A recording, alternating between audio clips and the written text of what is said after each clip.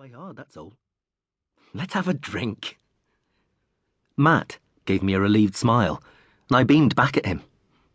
It was good to see Kate again, I thought, though I didn't say it out loud. She had died less than a month earlier, and seeing her was a little reminder of just how fresh my grief was and how much I missed her.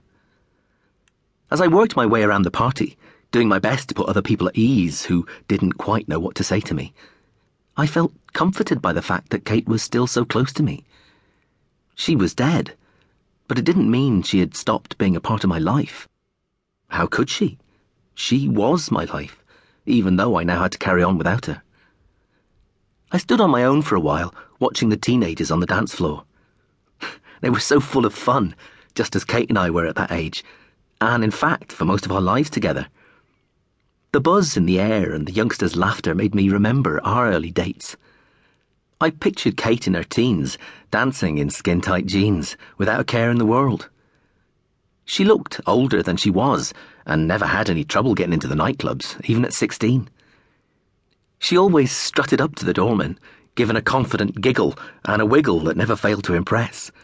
And it was often me who was challenged about my age instead of her, despite the fact that I was 5 years older. Kate always looked stunning, and through the blinking lights and lasers, I couldn't see anyone but her on the dance floor. Her eyes were locked on mine, and I felt like I was the only other person in the room.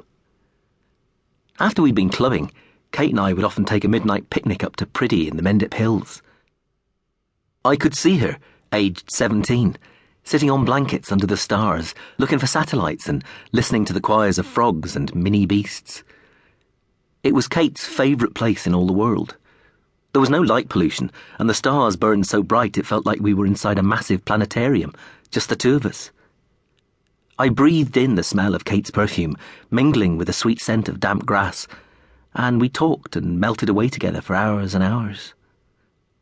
The memory warmed my heart. Kate and I were soulmates, and we stayed that way for more than 20 years. How lucky was I? Looking around at the teenagers at the party, with all their lives ahead of them, I felt so grateful I had met Kate when we were both so young, and that we had had the chance to spend so many happy years together. That was something cancer could never take away. Kate's diagnosis took the wind out of our sails, to say the least.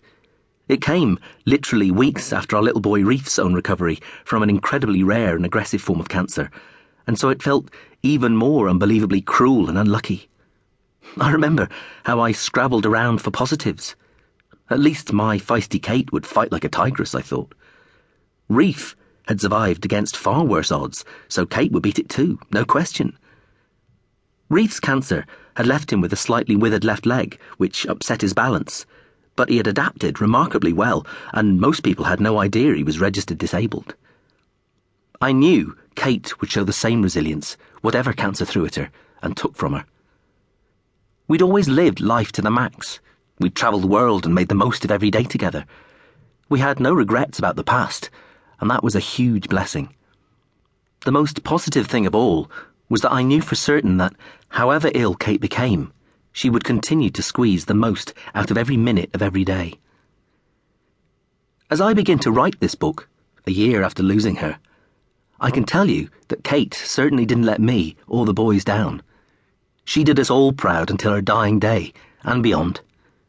Even when she was desperately ill in her final few months, she took the boys on trips to Disney World and Lapland, and insisted on taking them to see the Snow White pantomime in Bristol just days before she died, even though getting her there in a wheelchair with oxygen tanks proved to be more of a pantomime than the show itself.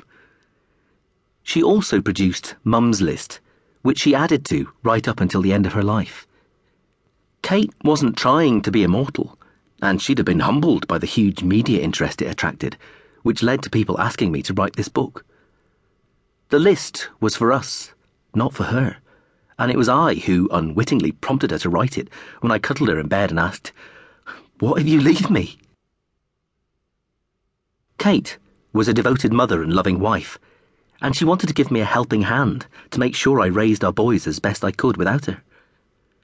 When I read the final list after she was gone, I felt less alone.